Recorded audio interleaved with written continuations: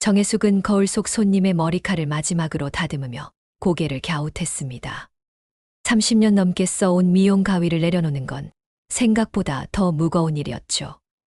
원장님, 진짜 문 닫으시는 거예요? 단골 손님인 옥자 씨가 걱정스러운 표정으로 물었습니다. 응. 이제 나도 좀 쉬어야지. 남편이랑 여행도 다니고 딸네 집 근처로 이사 가야지 뭐. 태연하게 대답했지만 해숙의 손끝이 잠시 멈췄습니다. 남편과의 여행 계획은 이제 영영 불가능하다는 걸 이 손님은 모를 테니까요. 저녁 7시 마지막 손님이 가고 미용실 안은 드라이기에서 풍기는 미묘한 열기와 염색약 냄새가 감돌았습니다. 그때 문이 열리며 익숙한 목소리가 들려왔습니다. 해숙 씨, 아직 문 안 닫았네. 김원수였습니다. 시장 건너편 전파상 주인, 동갑내기이자 20년 단골 손님. 남편이 살아있을 때부터 종종 가게에 들러 말동무가 돼주던 사람이었죠. 원수 씨, 오늘은 무슨 일로? 그냥 마지막 날이라 얼굴이나 보려고 왔지. 이거 전에 좋아한다고 했던 밤떡. 작은 종이봉투를 내미는 그의 표정엔 미묘한 쓸쓸함이 묻어 있었습니다. 해숙은 잠시 봉투를 바라보다 고개를 끄덕였습니다. 문을 닫고 집으로 돌아오는 길, 해숙의 손엔 밤떡이 들려 있었습니다. 집은 오래된 연립주택 3층, 20년 넘게 살아온 곳이었죠. 남편의 사진이 거실 한쪽에 놓여 있었고 그 앞엔 아직 치우지 못한 그의 안경이 그대로 있었습니다. 그때 휴대폰이 울렸습니다. 엄마, 나야. 이번 주에 약혼자 데리고 갈게. 딸 미진의 목소리는 밝았습니다. 하지만 약혼자라는 단어에 해숙의 심장이 묘하게 쿵 하고 내려앉았습니다. 그래. 알았다. 근데 무슨 약혼자 얘기 그렇게 갑자기 해? 아, 만나보면 알 거야. 엄마도 좋아하실 거야. 통화가 끝난 뒤 해숙은 창밖을 한참 바라봤습니다. 3월의 찬바람이 유리창을 스치고 지나갔습니다. 왠지 모르게 이번 만남이 자신의 삶을 크게 바꿔놓을 것 같은 불길한 예감이 스며들었습니다. 며칠 후 딸 미진의 방문날이 다가왔습니다. 아침부터 거실을 치우고 손님 맞이 음식을 준비했습니다. 그날따라 칼질이 자꾸 삐끗거렸고 마음속 불안이 이상하게도 커졌습니다. 그리고 초인종 소리가 울렸습니다. 문을 열자 환하게 웃는 미진 뒤로 키 크고 깔끔하게 정장을 입은 남자가 서 있었습니다. 안녕하세요. 처음 뵙겠습니다. 저는 그 순간 해숙의 눈이 남자의 손목시계로 갔습니다. 낯이 익었습니다. 1년 전 미용실에 왔다가 돈을 내지 않고 사라졌던 손님이 차고 있던 바로 그 시계였습니다. 이 집은 어떻게 하실 생각이세요?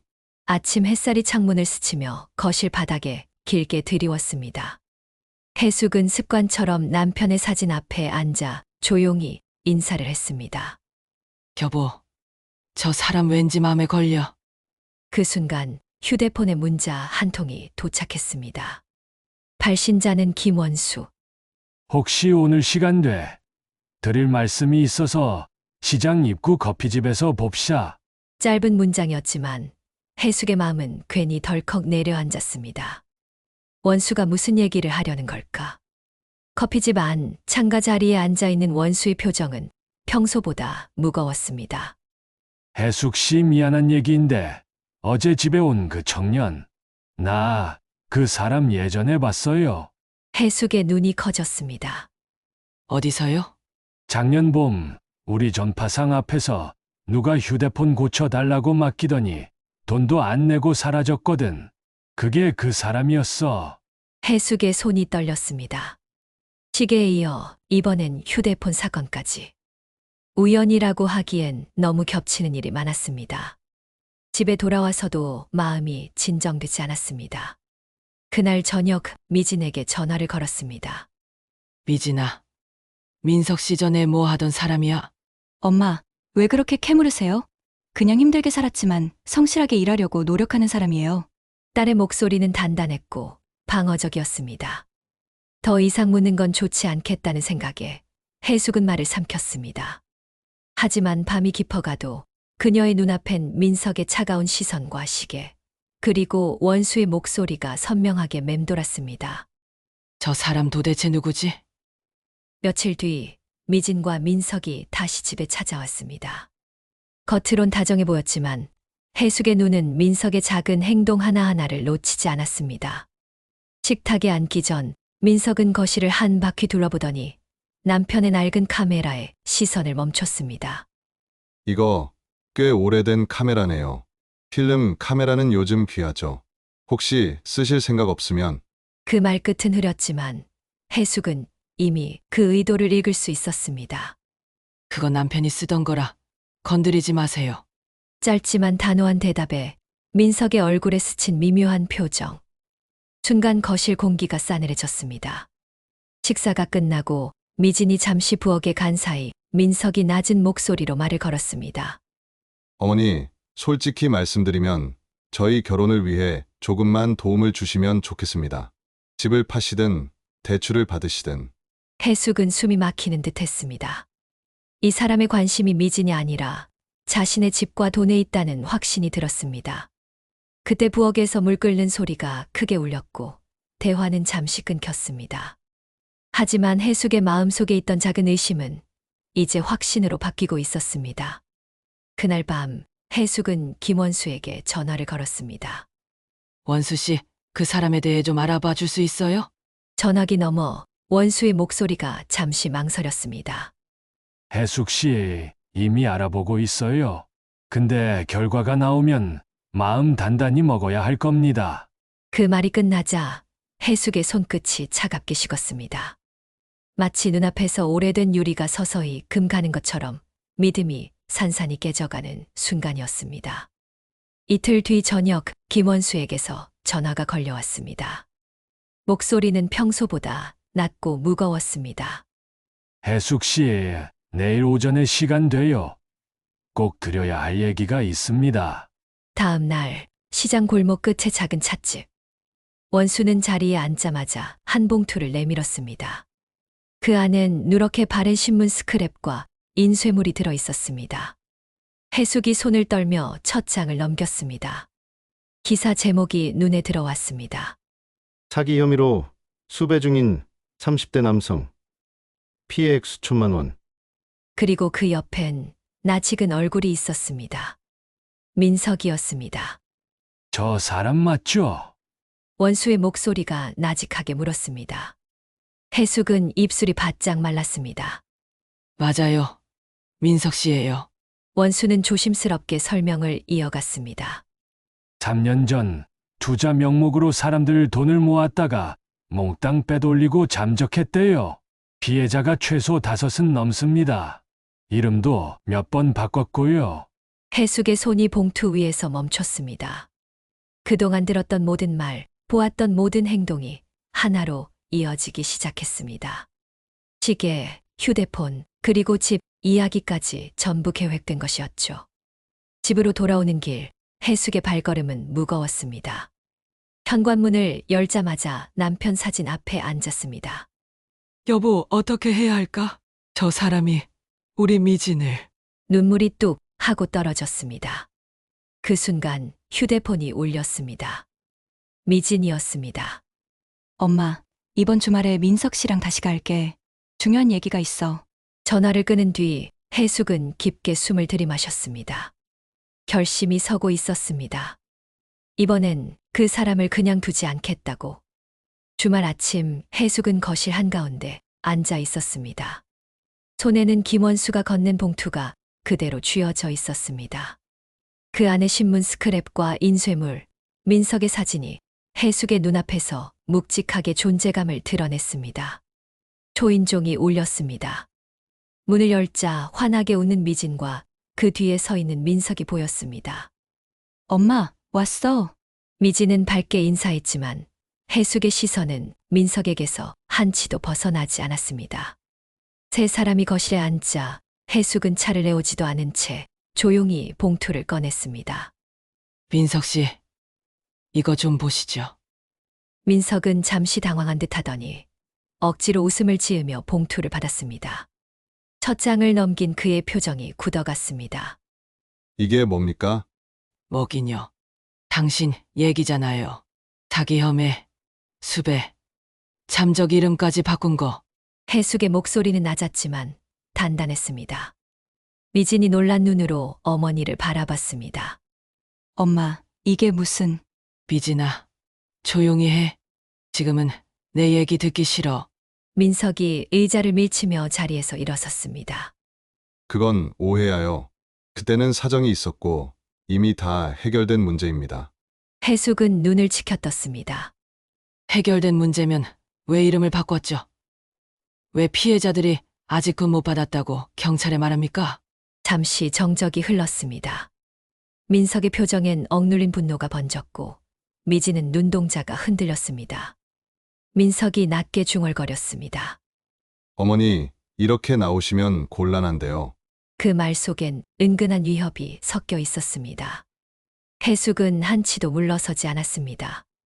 곤란해도 좋아요. 내 딸한테 손대지 마요. 그리고 다시는 이 집에 발도 들이지 말아요. 민석이 웃음과 분노가 뒤섞인 얼굴로 해숙을 바라보다 아무 말 없이 문을 박차고 나갔습니다. 문이 닫히는 소리가 쾅 울리고 거실은 숨 막히는 정적에 잠겼습니다. 미진이 떨리는 목소리로 물었습니다. 엄마, 정말 사시예요? 해숙은 조용히 고개를 끄덕였습니다. 그래. 그리고 넌 이제 선택해야 해. 민석이 문을 박차고 나간 지 사흘이 지났습니다. 그동안 미진은 집에 오지 않았고 해숙의 휴대폰도 잠잠했습니다. 마음 한구석이 편해져야 할 것 같았지만 오히려 불안은 더 깊어졌습니다. 그날 저녁 현관문 아래로 무언가가 밀려 들어왔습니다. 하얀 봉투였습니다. 봉투를 열자 안에는 짧은 메모와 한 장의 사진이 들어 있었습니다. 메모엔 이렇게 쓰여 있었습니다. 어머니, 미진은 제 편입니다. 곧 다시 찾아뵙겠습니다. 사진 속에는 미진과 민석이 함께 웃으며 식사하는 장면이 담겨 있었습니다. 식탁 위엔 와인잔이 기울어져 있었고 배경은 낯선 고급 레스토랑이었습니다. 해숙은 손끝이 차갑게 식어갔습니다. 민석이 완전히 물러난 것이 아니라 더 은밀하게 움직이고 있다는 걸 깨달았습니다. 다음 날 김원수에게 전화를 걸었습니다. 원수 씨, 큰일이에요. 그 사람이 미진을 붙잡고 있어요. 원수의 목소리가 단호해졌습니다. 그럼 이제 우리가 먼저 움직여야죠. 그냥 두면 더 깊이 빠집니다. 그날 밤 해숙과 원수는 작은 계획을 세웠습니다. 민석이 자주 드나드는 장소를 파악하고 거기서 미진을 설득해 데려오기로 한 겁니다. 원수는 시장 사람들을 통해 민석의 동선을 알아내기 시작했습니다. 이틀 뒤 저녁 원수에게서 연락이 왔습니다. 해숙 씨, 오늘 밤 8시 시내 루미에르라는 바에 그 사람 나옵니다. 미진도 같이요. 해숙은 떨리는 손으로 가방을 챙겼습니다. 남편 사진 앞에서 짧게 중얼거렸습니다. 여보, 이번엔 내가 지켜낼게. 문을 나서는 순간 3월의 찬바람이 얼굴을 스쳤습니다. 그리고 그 바람 속에서 해숙은 오래 잊었던 결심을 되새겼습니다. 이 싸움은 절대 물러서지 않는 싸움이 될 거라는 걸. 밤 8시 루미에르 바 앞에 선 해숙은 심장이 빠르게 뛰는 걸 느꼈습니다. 유리창 너머로 민석과 마주 앉아있는 미진의 모습이 보였습니다. 민석은 미진의 손을 잡고 무언가를 속삭이고 있었고 미진은 고개를 끄덕이고 있었습니다. 해숙은 문을 열고 안으로 들어갔습니다. 낯선 음악과 와인 향이 섞인 공기가 그녀를 감쌌습니다. 민석이 고개를 들더니 비웃는 듯한 표정을 지었습니다. 어머니, 이렇게까지 오시다니 반갑네요. 그 말투에는 여유와 조롱이 섞여 있었습니다. 해숙은 테이블 옆에 섰습니다. 미진아, 일어나. 우리 집으로 가자. 하지만 미진은 불안한 눈빛으로 민석을 한 번 바라봤습니다. 민석이 부드럽게 말했다. 미진아, 어머니는 그냥 겁을 주는 거야. 우리 계획대로 하면 돼. 그 순간 해숙은 가방에서 김원수가 건넨 인쇄물을 꺼냈습니다. 그리고 바닥에 탁 하고 던졌습니다. 신문기사, 피해자 진술서, 그리고 경찰 수배 공고. 이게 내가 사랑하는 사람의 진짜 얼굴이야. 해숙의 목소리는 단호했고 눈빛은 흔들림이 없었습니다. 민석의 표정이 굳어갔습니다. 이건 조작이에요. 어머니가 날 싫어해서. 하지만 해숙이 말을 끊었습니다. 조작. 피해자 5명이 내 이름을 똑같이 말했어. 그중 하나는 아직도 내 빚 때문에 집을 팔았고, 미진의 눈이 커졌습니다. 손끝이 떨리며 민석을 바라보았습니다. 민석 씨 진짜예요?